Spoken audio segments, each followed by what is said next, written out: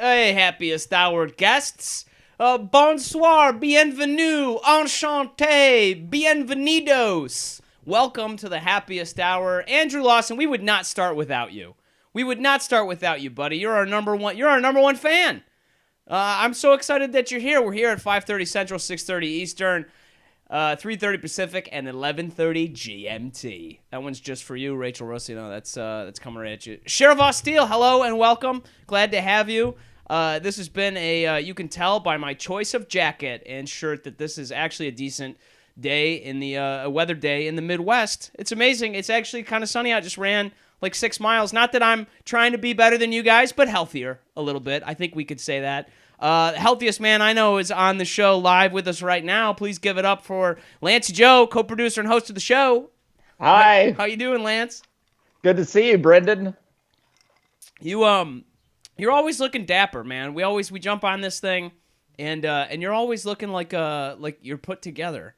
You know what I mean? Yeah. Well, Brendon, the more you know, the more you coals. That's what my grandmother told me. I always thought you were a Maxinista.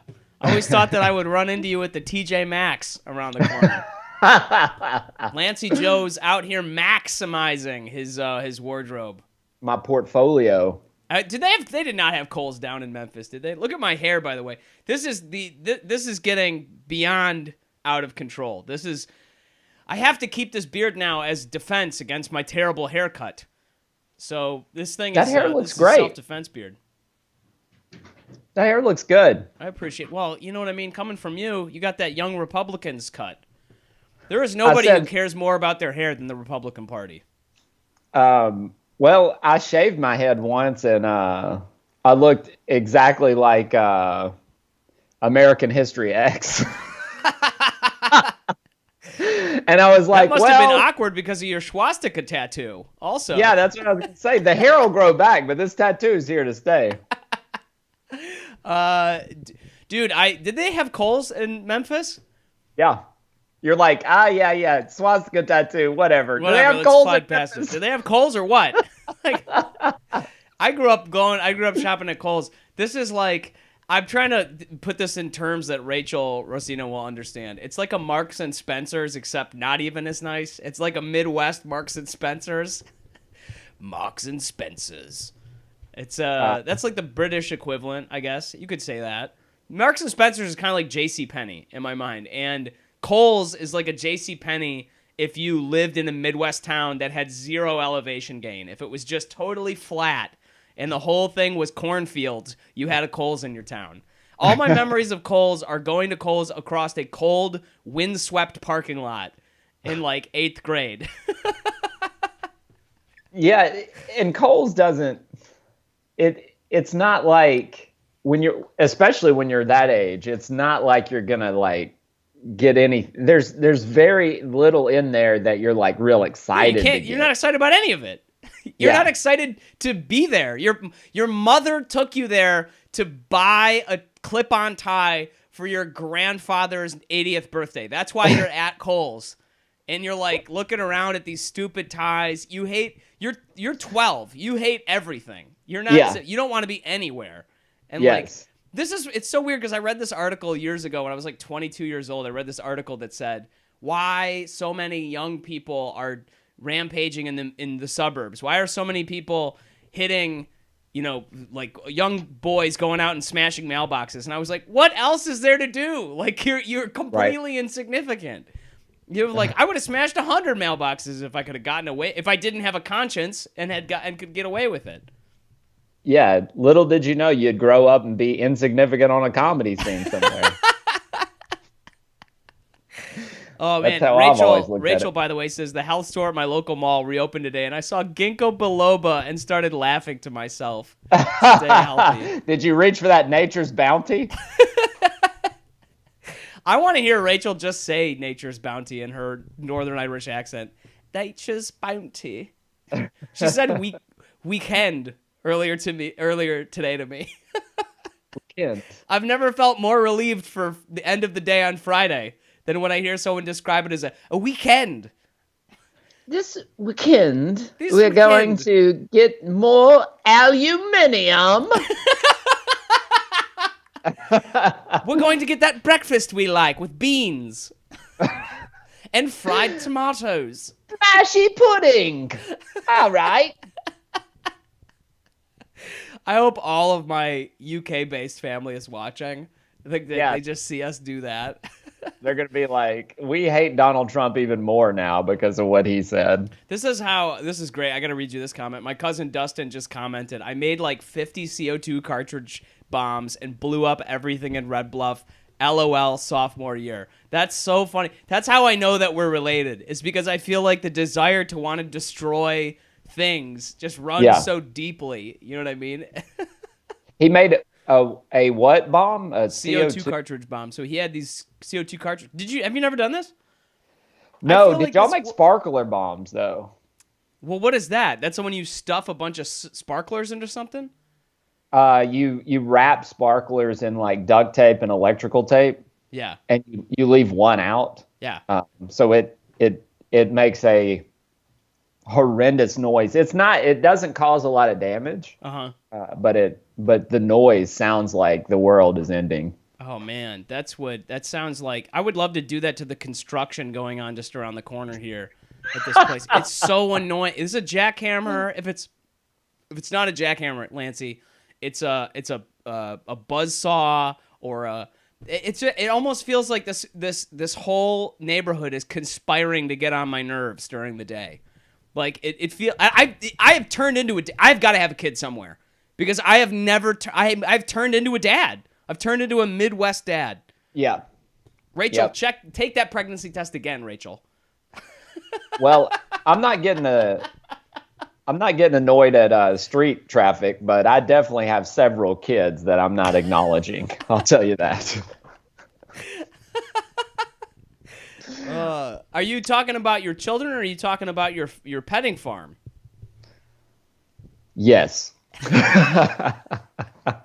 These are my kids. I would love to.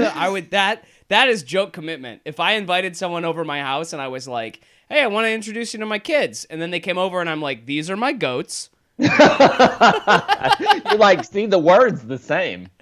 Andrew Lawson likes it when we do accents. Oh, that's so funny. Did you watch the episode where I went crazy and did a ton of just almost nonstop Italian accents?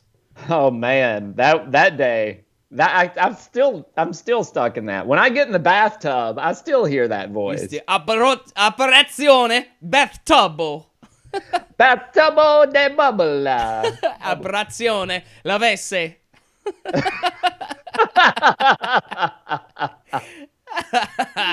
It's so funny. I think the funniest thing, this is hopefully Andrew won't find this gross, but in French, take a shower is a douche.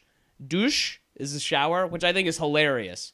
And every time I was in France, you go, I have to take a shower. Je dois prendre une douche. I have to prendre a douche. Excuse me. Excusez-moi. I have to prendre a douche right now. Which sounds like a thing a guy who was a douchebag would say, you know? Yo, man, I got Prada douche right now. Did you see the DNC's going virtual this year? Did you see that? Oh, what? Yeah, they're going to do virtual reality Democrats, so you can tell people how to live their lives from the comfort of your own home now. Well, they haven't been real for years, so this feels like an appropriate response. Virtual Democrats. Dude, don't even get me started on the Democrats. I'm so mad about this coronavirus. Obama did nothing about it. He hasn't done anything. Name one thing Obama's done about it. Oh, he didn't. He actually, that's not right. He started it, which. So the coronavirus was created in a lab in Kenya at Obama's place of birth. What? How many more things can they accuse him of? You know, how many more things can they blame on this guy? It's not them. It's just Trump. He goes out there freeballing. He's like, yeah, I'm going to. They're like, oh, shit. I take hydroxychloroquine. I wish he would just put his thumbs in his lapels. Like, it feels like that's what he's been aiming to do the whole time. Like, he needs suspenders to, like, snap back.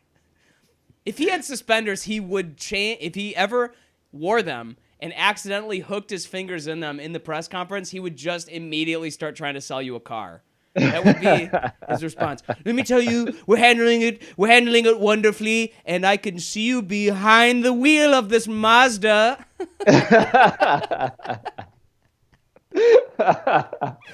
This thing's got AM, FM. It's got cold AC. An 8-track tape, the best. It's got the best, the best fidelity. Oh my gosh, that guy. We get what we pay for, I suppose. You know what I mean? We get what we paid for. I didn't vote in the last election, and I hate myself every day for that fact. I didn't. You didn't? Yeah, I didn't vote in the last election at all, because if I had, I would have voted for the candidate I knew would win, Mickey Mouse. Speaking of that, Hillary Clinton's thinking about getting into American Idol. Finally, a competition where votes matter. Am I right? Electoral college. This is more like electoral junior college. I don't know. This is more like electoral community college. We had a community college in my hometown called Schoolcraft College, and which is great. And it was on Schoolcraft Road, and it was named, as far as I know, it was named after a guy named Schoolcraft. So it was like Henry Schoolcraft was like a guy who existed in Southeast Michigan, who apparently ancestors built schools, I think. And they founded it after him, and a lot of people I know who went, but everybody went from the high school straight into Schoolcraft College. And they called it Haggerty High because it was on Haggerty Road, Haggerty and Schoolcraft, Haggerty High School. And it was like everybody just went from one to the other. Yep. And if you were electoral holy shit, I gotta stop. I just saw this comment from my cousin. Electoral college girls gone wild. Great. Oh my God, Dustin. Tremendous joke. Oh my God, we have to use that for something. That's so good, I feel ashamed. Like That's really good. Oh my God. Really That's good. an SNL worthy sketch in one thing, in one phrase. Jesus, Dustin, that is so funny. Goodness gracious. Electoral college girls going wild. We got some buddies watching. We got Ashton Moore who dropped by, Dylan Scott. Please check out in the comments. Dylan's got his the vote for his comedy competition in the Lincoln Lodge Stay at Home contest. Dylan, friend of the show, and then my mother just commenting, "Good one, Dustin." That's great. It really is good. It is pretty good. We so our guest on the show today, I'm excited to. We're gonna be on here in a few minutes. He just messaged me right now. Is Pete Weishaupt, the guy who I brought this over here today because we consume an inordinate amount of time talking about my facial hair on this podcast. The people are probably tired of it, but I know they love it because I receive messages about it. And the guy who has sponsored my beard is none other than Pete Weishaupt. He sent me this a while ago, amongst other things. I don't know if you can see this. Should probably bring it back. Tobacco Vanilla Valhalla Beard Balm. The guy is that stuff amazing. Smells great. It's so freaking good, man. This is tobacco vanilla. It smells unbelievable. I put it on like every day between this and the beard oil. Let me show you this thing. I've like used it all up because I use this all the time. But that's how it gets so shiny, and that's why it smells so good. Goodness, I'm like sweating, and it's just how warm it's getting in the Midwest. I'm just so nervous to get Pete on here. It's getting wild. So today we're sponsored by Valhalla Products Company. Valhalla is just great, man. This stuff is super good. So if you're watching, I should probably buy some of this for my dad. And I should send, actually, Ashton, I should send some of this to you because you have some facial hair, and you have lovely facial hair, and we'll put it in there. I hope Joy likes the smell of tobacco. I thought for a second you were talking to me. I do have facial hair, eyebrows. That's about the eyebrows and whatever. Wait, why hasn't anybody created an eyebrow balm? You know what I mean? That's an open field for Pete to run in. We should ask him that question when we get him on here. We'll get him on in a few minutes. He's just watching from Twitter for a second.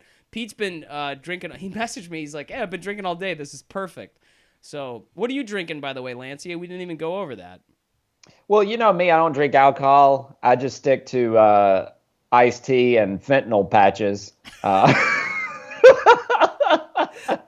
I've been trying to wean myself off that fentanyl. I've been trying to wean myself off the tea.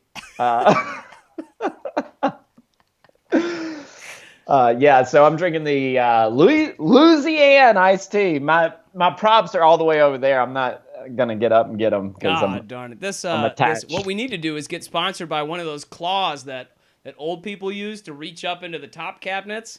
And then you can just go, "We're sponsored by," and then reach all the way over.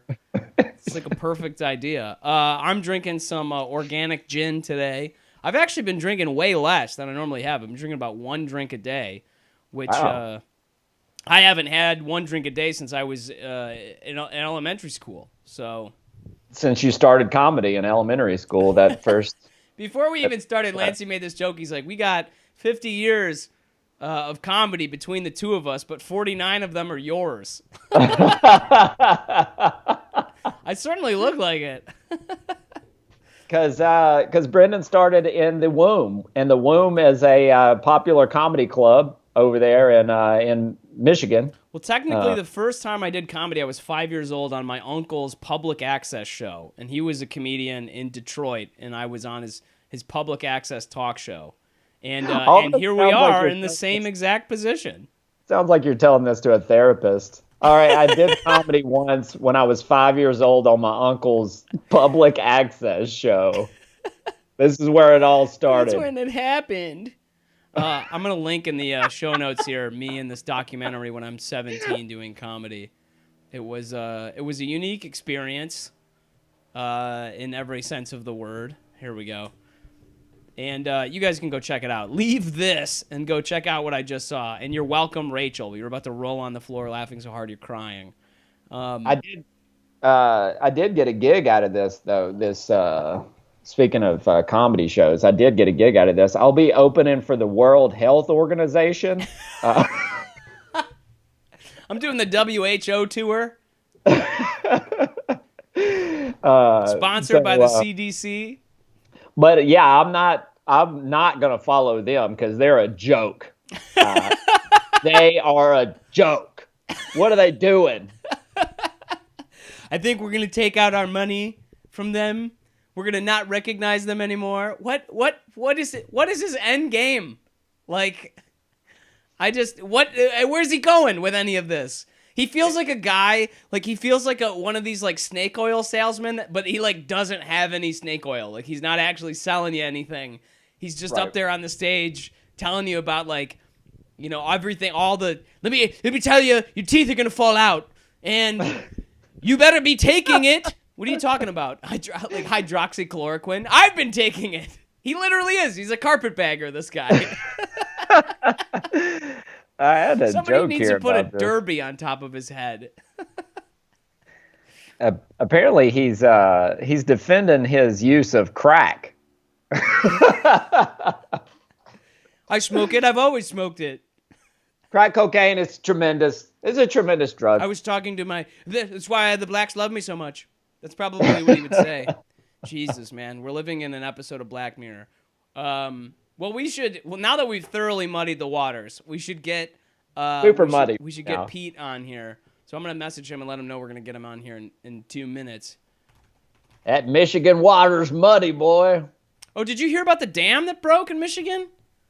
Oh, I did hear that. Yeah. It was pretty damn old, apparently, and it did not work, that dam. And you know what? Nobody gave a damn to stop it. Are we going to get a beaver joke in here or not? Am I going to hear a beaver joke? That's what I'm here for. Let's get Pete on here. We're adding him in. I can't wait to see how luscious his beard is in this situation. We'll see once again if the technology can support this properly. There we go. Holy moly, look at this guy.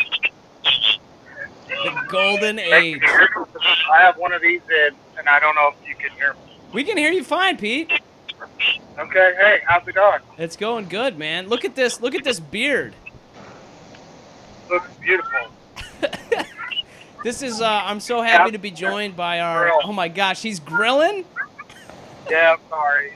I told my wife it was at 6 o'clock, and I didn't know it was late. Sorry. You're fine, man. Look at, we got Pete. This is like we're joining him at the barbecue. I'm sorry. 1,000 apologies. That's all right, man. You're having a good time. Where are you at right now? You're out on your lanai or something? Yeah, I'm in an undisclosed location. So I'm happy. The beard is looking good. The hair's looking good, buddy. Oh, thanks, man. I haven't had a haircut in 3 months. Yeah, I mean, I'm approaching those numbers. You've got Pete, my testosterone has gone up 200% just being on the phone with you. I see you're not drinking. You're not drinking the Corona during this time. I can't afford it. I gotta go with the cheaper Mexican beer. You're telling me that serial entrepreneur Pete Weishaupt can't afford it, man? Yeah, exactly. So you're gonna be maybe shocked, but I sold the beard oil company on May 13th. Yeah, did you? Yeah. Oh my gosh! So I can't hit you up for more free product anymore? Well, I still have some stock.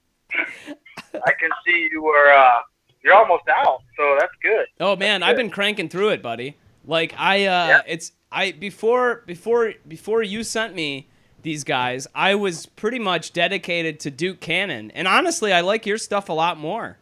I feel like it. I can see why you sold it, dude, because it's a great product, honestly. Well, I mean, it's kind of James Altucher's fault that I even got into it. Yeah.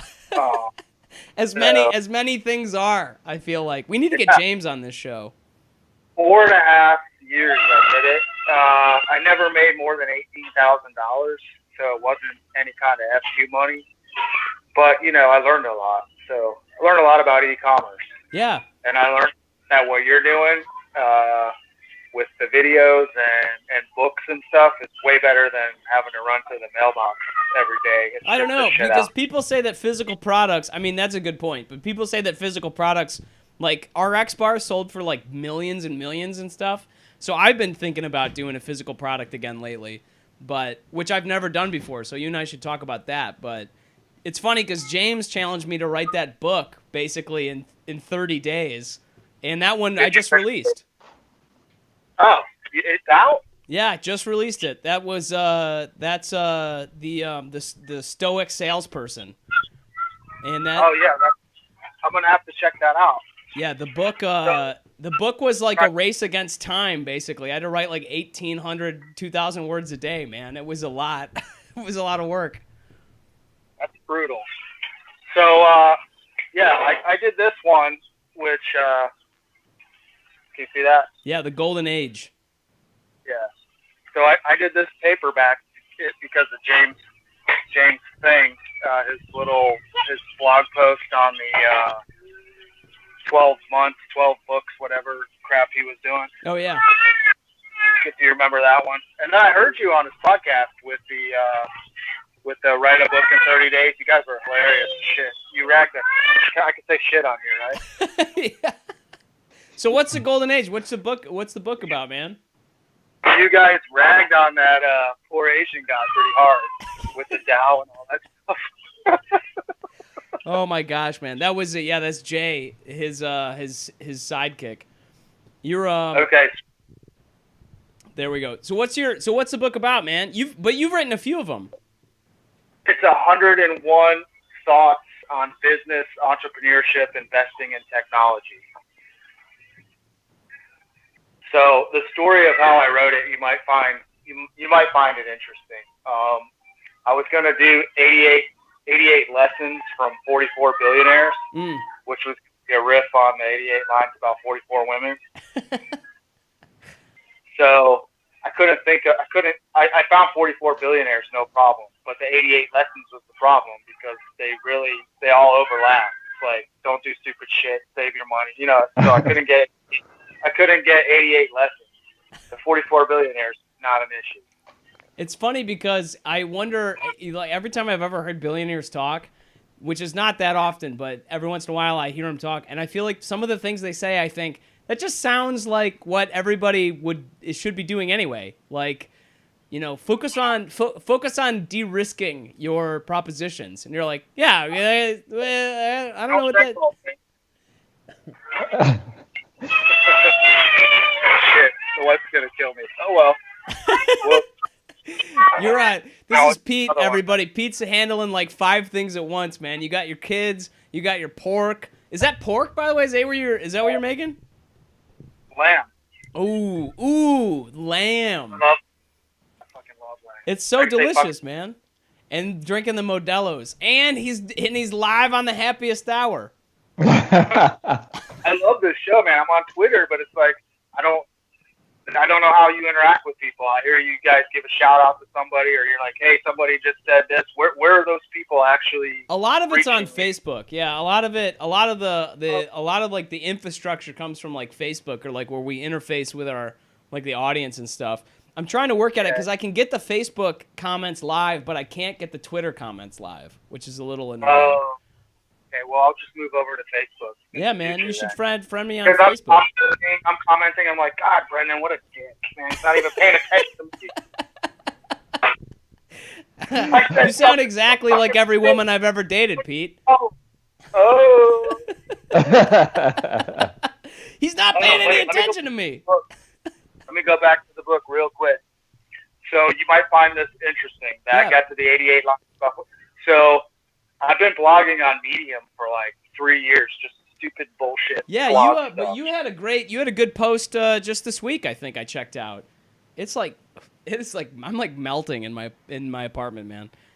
You had a good post just the other day I checked out though about how at best 70% of what you create nobody is gonna remember. Exactly. Like nobody gives a shit. Like you gotta keep pushing it out. So I had a Periscope show, which was rinse and repeat, and that didn't take off. So, I'm almost down. Hey. So it's funny because I actually like that. Most creative effort you got to do is like a 10x what you think it has to do. Like Lance and I, if we can write one joke out of 100, that's funny. And Lance is even better than that, I think. Lance can get 2 out of 100. You guys are funny as shit, by the way. Which brings me back to watching your 17-year-old high school thing. Oh, yeah. And then watching your special. And, don't take this insultingly or anything, but, like, you're fucking funnier than Seinfeld. You're fucking funnier than Ray Romano. Like, why are you not, like, a mega... More famous? Who are you? Who are you right now, Pete? My reflection every morning in the mirror? But I'm like, damn, that's some funny shit. So do you guys hate it when non-comics try to offer you a bit? Oh, my God. I'll let you take this one, Lance. No, I'll use anything. Okay, got a bit. This is a bit you got to do. So I'm gonna put on my comic face when I do this, and it's like, so during coronavirus, I decided to form my own cult. I'm calling it the Branch Covidians. So all your wives get quarantined with me. It's a little bit like the Branch Davidians, Mormons, and Muslims, except I sleep with your wives, but you can drink, and nobody gets their head cut off. The Branch Covidians is great. I feel like literally I'm surprised. I watched that stupid Netflix show about David Koresh, and I'm surprised this didn't even occur to me. Yeah, it's funny. I think it's funny. Sorry. Maybe you don't. It is funny. And when I do it in my accent, it'll be very believable. They'll be like, this guy's serious. They're going to drive a tank through my apartment. I'm going to make my wife watch your YouTube special. That would be great, man. Yeah, let me know what she thinks. I love that sentence. I'm gonna make my wife watch your YouTube special. No, honey, here's the part where he's a misogynist. Sorry, I appreciate you having me on. This is cool. I did a podcast like 3 years ago, but I've never been on anybody else's show. So this is great. I actually, in a strange way, I feel like I'm at your house barbecuing with you. Like, this is actually kind of nice. Like, nobody can go outside, nobody can hang out with each other, but you got dude, come on. This is why I gotta make a beard balm company. I need beard balm lanai having hot tub money. Yeah, no. That's not where the money's at. Sorry, I'm with you. So let me go back to the book if you don't mind. Yeah, go ahead, man. Yeah, come on. Let's go. Interesting. So the whole what's up, bud? That means I call my car suitcase. Okay. You gotta go get his car suitcase. Anyway, so I'll get it. So the book, like I told you about the 88 lines or lessons from 44 billionaires. Yep. So basically, I've been blogging on Medium, and James Altucher did that thing where he talked about the listicle, right? Yep. So I was like, that's for the 88 lines from 88 lessons. Yeah, I've been drinking all day, guys. You're fine. You're fine. I wish I could have joined you. Yeah. So basically, I was at work in D.C. I actually do have a job, but so I was at work in D.C. and that 44 lines thing was just weighing on my mind, and I had a book on my desk, and the book was How Hard Can It Be by Jeremy Clarkson of Top Gear, right? So I pick up the book, and I'm like flipping through the book, and I realized that all the whole entire paperback is reposts of his Sunday Times articles. So I went right over to my Medium blog, and I'm like, man, I have like 200 and something posts. Let me pair. She wants to talk to you guys. Hi. Hello. What's her name? Sophie. Sophie. Two guests for the price of one. Yeah. So I was like, I mean, literally that title, How Hard Can It Be? I want to talk to them. Stop. So literally on the title, How Hard Can It? Hey, I can take my kids to a happy hour. This is so cool. This is your first happy hour. Perfect. At 4, yeah. I'm a great parent. So you grabbed that title, How Hard Can It Be? Yeah, I'm like, oh my God, it's like, I don't know, God, whatever, talking to me, because I'm like, I'm doing the listicles of Altucher style. I already have 100, 200 plus Medium posts. I'll go grab my best ones on business, entrepreneurship, investing, and technology. Boom, there I have the golden age.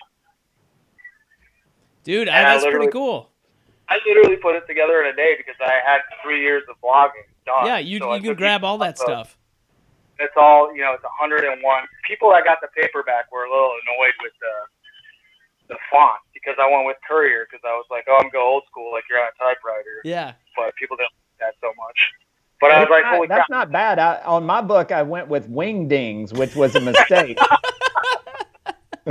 People who bought the Stoic. I can actually read that. Yeah. That's one of my their fonts. That's on your resume. I can read wingdings.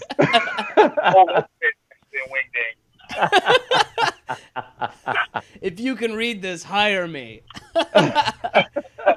My whole resume is in Comic Sans. And only because I discovered that you can't write a document in Horatio Sans. That one was just for Lancey. I knew he would know that reference. The golden Horatio. All right, what? The golden Horatio. So the golden age, that's great, man. Honestly, when did you pop it out? Was that recent? Yeah, like Jesus, I can't remember, but Scott Adams got a hold of it.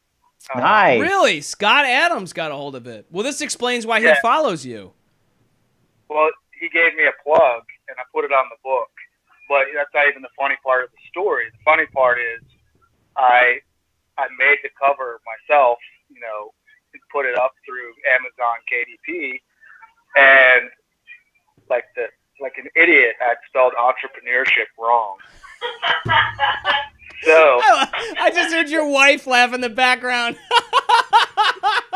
I say, love you. He's laughing my at you, God. not me. Oh my God, that's so funny. So yeah, like I think I owe every sale that I've had. I've sold like 50 so far to Scott. Yeah. So basically, I put the tweet out about releasing the book. I was super excited, whatever. And this dude from Australia is like, "Hey, that's a cool idea. You spelled entrepreneurship wrong." And I fucking picked up the cover, and I'm like, Jesus Christ, that's like the fucking story of my life, Yeah. right? Yeah. The big idea Pete, I could not agree with you more. The big idea you get, but it's like this tiny, you're like, yeah, I nailed all the big ones, but I spelt entrepreneurship wrong. Yeah. How much is that? Mr. fucking Beer Guy. It gets even better. I don't know if you see my logo. Yeah. Okay, so I got a graduate certificate in strategy. I went in February before the whole Corona thing hit. Yep. And I talked to professors in my cohort group into using Valhalla as a case study, how to make it better, blah, blah, blah. Yeah. So at the point, there were a lot of foreigners in my class. Not that that's bad. But they told me, like, one of the ladies was Iranian, and she took some of the beard stuff home to her son, and her son's like, "Why the fuck would you take this racist shit?" Oh, no. I'm like, "What?" And it turns out that those three triangles that I had in my logo, when I had my logo made, it's used by, like, white supremacist bullshit people. Oh, my God. Are you serious? I'm fucking serious. I'm totally fucking serious. So I should write the book on what not to do to be successful, because I would sell a fucking billion copies. I love you should actually do that. And that is so funny. I went and wrote a free book that I give away that talks about self-publishing, because I think everybody should do a book, Yeah. just like you do, like Yeah. you did yours. Yeah. And I called it Confessions of a Self-Publishing Guru, but I spelled everything on the fucking cover wrong. Yes. So I'll send you a shot of that. But I'm like, what the fuck, man? It's like, I don't know. Sorry. Confubtions Day of drink a working out. publishing guru. Yeah, you saw it, right? Did Yeah. you see it? That's so Okay, funny, man. yeah. So that's where that comes from, because of entrepreneurship. And then my racist fucking logo. Jesus Christ. Can I fuck it up anymore? I just love that, dude. That feels like something that you should honestly, James would love that story. I know you talk with James on Twitter, but have you spoken with him or met him in real life at all? Because I feel like he would love that story so much. No, because we talk. You know how he is. He won't get back to you for fucking 20 years. I waited on him. He wrote the foreword to my next book. I got another book coming out soon, and he wrote the foreword to that book, which was it's called The Power Bible. I co-wrote it with another guy who we need to have on the show. William Petit III needs to be on the show. And anyway, he wrote the foreword. I'm not kidding, Pete. We waited 6 months for him to write literally 8 paragraphs. He's just a busy guy, man. You can write him something, and it will take him forever to get back to you. No, but on my other thing, Jumble Smash, he literally, like, I have the Twitter GMs. He hit me up like 50 times in a row. He was so interested in it. Yeah, it was a great idea. Oh, hey, here's the website, and then I never heard from him again. Yeah, describe the idea real quick, because I went to the website also and checked it out, and when you described it to me, I was like, that's a great idea. Like, you Your brain, I feel like, is always turning, and you've got a whole bunch of like really good ones in there.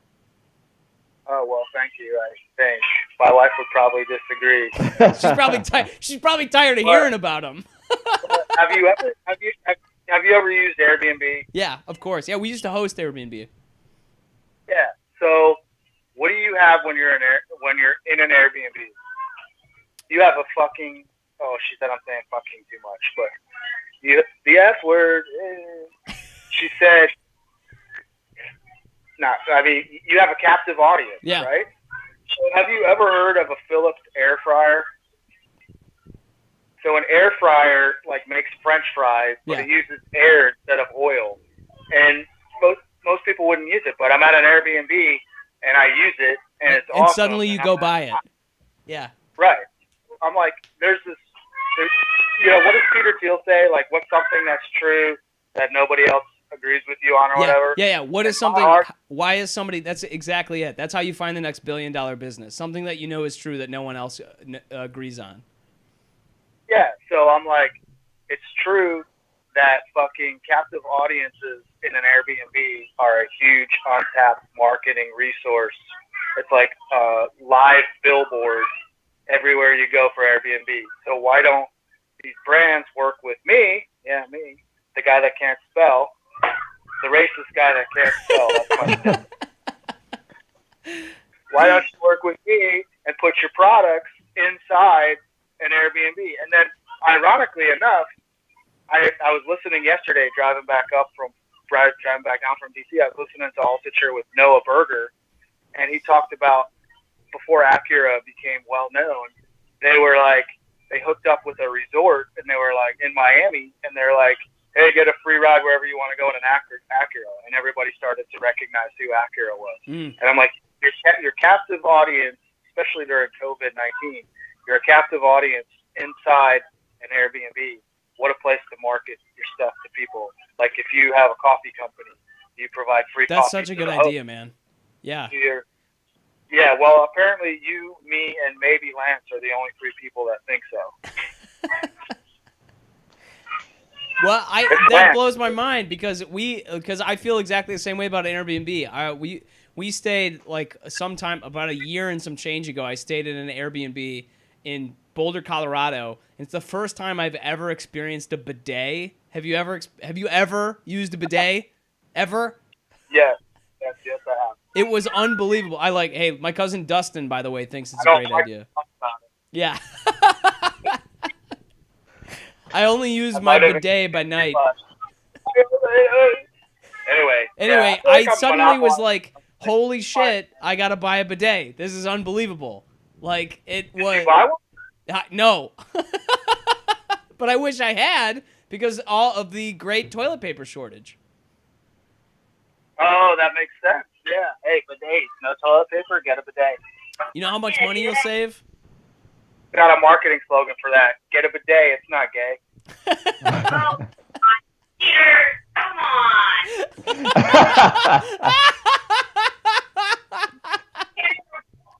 Oh my God, Pete, that is so funny, buddy. I'll tell you what, you need a sitcom with a life like this. Oh man, it's a tragedy, a commo tragedy. A tragic comedy. That's the one. Yeah. Hey, I took drama in high school. Buddy. Well, we should probably let you get back to grilling. Where can people follow you? Get after you. Follow your stuff, Peter. Well, just find me on Twitter. I'm on Twitter like nonstop. Pete Weishaupt. At Pete Weishaupt. I'll link you in the notes. I tagged you on Twitter. I'll do it again here on Facebook. Hey man, I really appreciate you having me on. Yeah, of course, dude. Let's go. We'll have you back. We'll have you back after you sell your Airbnb company for $1 million. And I appreciate you sending me this racist beard balm. I love it. It's really good. Honestly, it's a great product. So I'm glad you sold the company. Hopefully you made a decent chunk of change with that. But take care, man, and be well. Good to meet you. Yep. Bye, Peter. Yeah. That's what. Well, that was a bunch of fun. What a good dude, honestly. Yeah, he's great. Hanging out with his family, I feel like we were at that. How much, by the way, when he was talking about his book situation, I started thinking, Peter looks like he's like my older brother or something. Like, I literally look like we look like the same dude. Like, if somebody was like, this is Brendon and his older brother Peter, not one person would be like, wait a minute. Like, we look exactly the same. Where is he at? Where's he from? He's in an undisclosed location. You heard him. I think he's in Florida, but I'm not really sure about that. Yeah, that he's cool.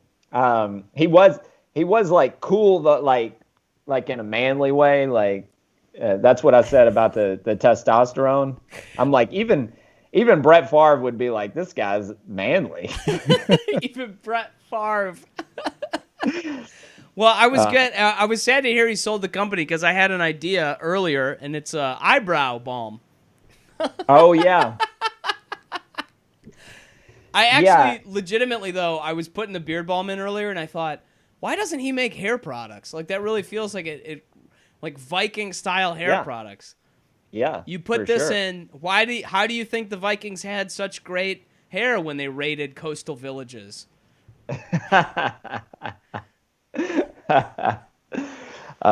This is how they seeped into the genetic pool.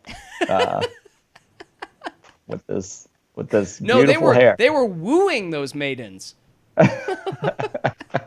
There was pillaging. I'll give you that. There was pillaging. No one is disputing pillaging.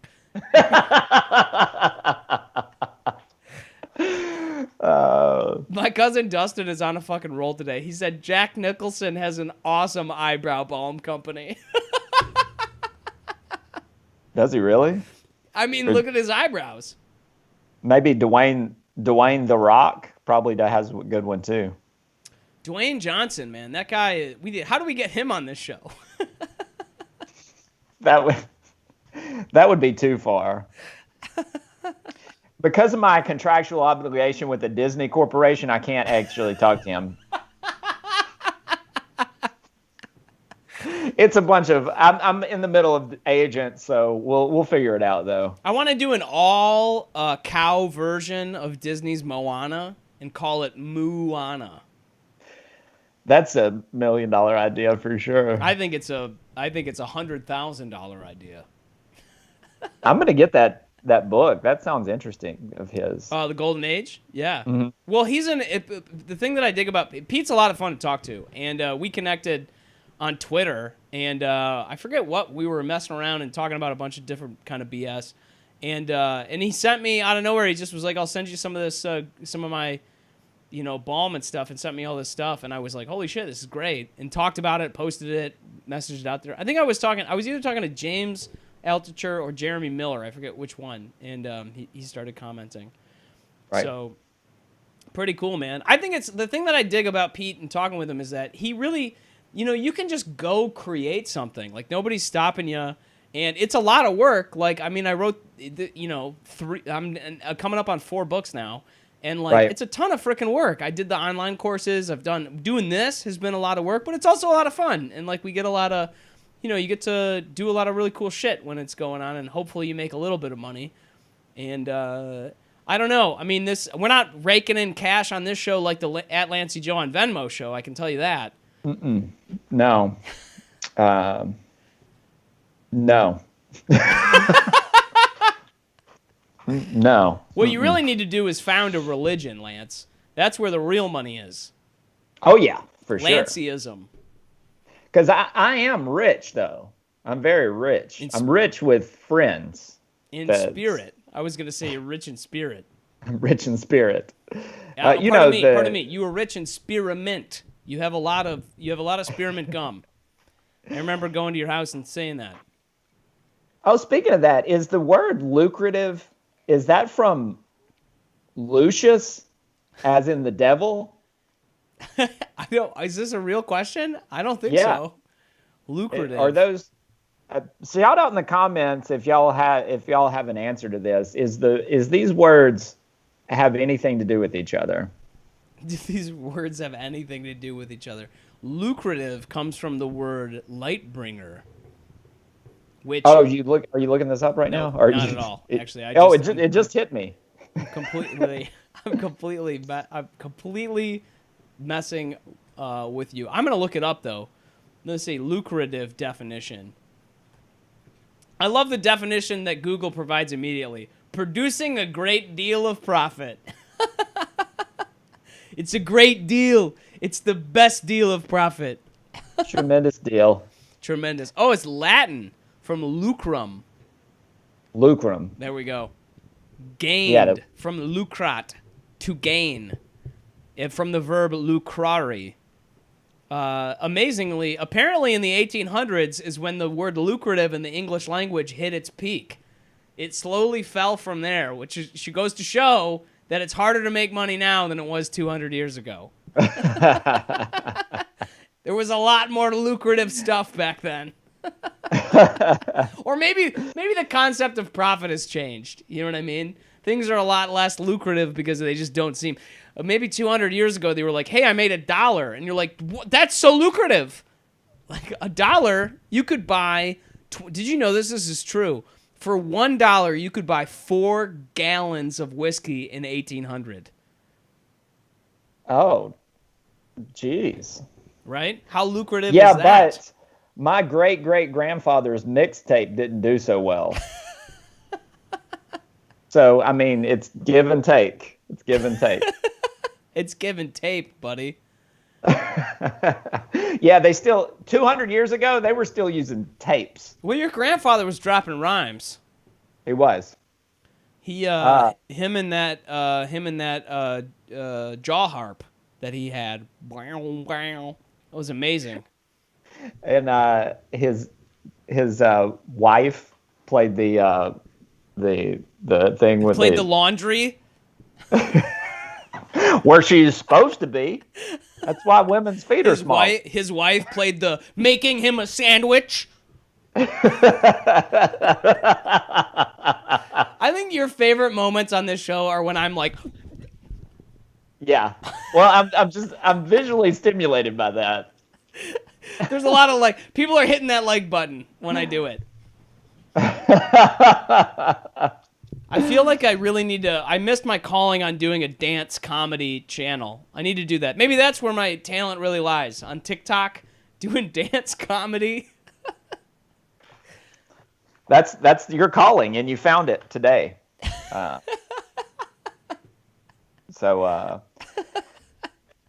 Did you see that soon they're going to start reopening states? The state of Michigan, part of the state of Michigan reopens on Friday. They're going to open Michigan for the first time ever. It's a grand opening. Come visit Memorial Day, Michigan's Memorial Day grand opening special. Mattresses for king, queen for $300. Mattress, bras for $2.99. Panties $1.99. Mattresses. Michigan's Memorial Day grand opening sale. What accent was that? Have you seen that Wish app? Wish? Yeah. Dude, what are you? Did you read my Facebook post? What? I'm part of my French for everybody listening. What the fuck is Wish? What is it? I think they just post that stuff that's like provocative, and you don't know what it does, just so you'll download the app just to find out what that does. Because you're like, it's like a thing where it's like, here's a plastic fake flat penis ring, and you're like, what the fuck? What the fuck? What? Why is this on my news feed? Like it, and then they're like, here's a man in a skin tight outfit, but with a Tyrannosaurus head, and you're like, what is this? And it's like, but they'll also throw things in that make sense. Like they'll when you scroll through, it'll be like something normal, like a heated blanket or something. Yeah, and then they'll be like, here's a shearling blanket for $29.99. You're like, that's nice. But now I don't want to order it because I'm like, it looks nice. It would look nice on my couch, but does it have like fucking penis rings on it? Like, what the hell? What am I missing? Like, I saw like fake Jordans on there one time. Fake Jordan shoes. They were Air Gordons. Right. And they were like $3 or something for a pair of shoes. I'm like, I don't care if they're Jordans or not. I don't want shoes that cost that much unless it's like secondhand or Air something. Jordache. Yeah, Air Jordache. That's Pierre Jordan's shoes. Air Pierre Jordans. How is Air Pierre not the official name of Air France? It really should be. Air Pierre, yeah, Air Pierre. Welcome to our flight. I got to go take a douche. I have to go. Pardon me. I have to go prendre a douche. Oh, so on that bidet that you use, I've got a bidet here, but it's one of those like ones that you attach later. Yeah. What? Like it's not built into the. No, it's like you have to put it onto your toilet. Right. Okay, got it. Yeah. Is that the kind that you used, or The did way you use that it you like? it's just the way you said it's one that you attach later made me feel like, are you shitting and then leaving and then like 30 minutes later using your bidet? Because I'm pretty sure that's not how it's supposed to be used. No, I got it off Wish. It makes sense. It's a Wish purchase. I wish I knew how to use this. Well, I wish I knew what the hell they're selling on this website. Whoo, buddy. Yeah. So you got a bidet, so you're using it. Yeah. No, you're not, are you? Oh, yeah, for sure. Yeah. This thing is revolutionary. I'm like, Eli Whitney ain't got shit on the bidet. You know, well, he can't. I mean, if he had been able to sort cotton with a bidet, he probably would have done that. He would have done a lot more cotton sorting if he would have been as relaxed as this bidet makes you. Bidet is making me. Sometimes I use it when I don't have to go. Oh, yeah. Oh, for sure. Get in there just to have a nice... I'm actually sitting on that right now. This has been my bathroom the whole time. I love that yesterday we were talking to John Corcoran, and he's like, no, we're just here in my office. And then he lifts his leg up. He's like, I'm wearing shorts. Like, he has like a professional shirt on and like athletic shorts. That was too funny, man. I guess it's good. Everybody's relaxing because what are you going to do? You're working from home. By the way, what do you got on the Lancey Joe on Venmo show, man? What's going on tonight? I'm not sure that I might round up a guest. Right now, there's no set guest, but I might just do stand up tonight, or I might riff for a while. Yeah, I saw you doing some. I saw you doing some stand up. I'm glad you're getting good use out of that PA, my friend. Yeah, I'm actually using that PA. It's Brendon Lemon's property. Like many things I value, they've ended up in the hands of my friends. Yes. Yeah. So, but I was like, Brendon, like, don't go to New York without getting your PA back. And you were like, no, you keep it. You keep it. I'm like, let me give you some money for it or something. You're like, no. Maybe I'll take it back one of these days. Yeah. And I said, when a pandemic hits, you keep it. Do you remember years ago I had that PA and we used it for BLT and you came back over here to my apartment and got it? Yeah, I remember. I think I remember that. And what did I use it? Did I use it for the House of Jokes or something? I can't remember, but I was out of town actually. Laura had to give you this. So I remember having to coordinate, like, this is where I live. And I have to tell Laura, like, hey, some crazy bearded guys coming over the house. Don't be frightened. Calm down. It's just Balm. No, I think you probably knew Laura at the time. Yeah, I met her. She was. We need to have her on the show. Yeah, we should do that. I'm excited tomorrow. Jay Schweed's on the show. He's a buddy. He's a friend of Joy Shannaberger's actually, and who's been great. Her and Ashton are fantastic friends of ours in DC. We should take this show on the road after this situation, and go down there. It'll be one stop we have to make, but I should probably take it to Washington. Washington. You can't. I'm taking this law to Washington. To Washington. We need to get a friend of the show, Senator Mitch McConnell. We should get him on the show. And don't forget this Thursday we'll have Nancy Pelosi on, Speaker of the House. I just want to say, the first question I wanted you to Mitch is, Mitch, how is it possible for you to have kept up the Yertle the Turtle impression for so many years? That's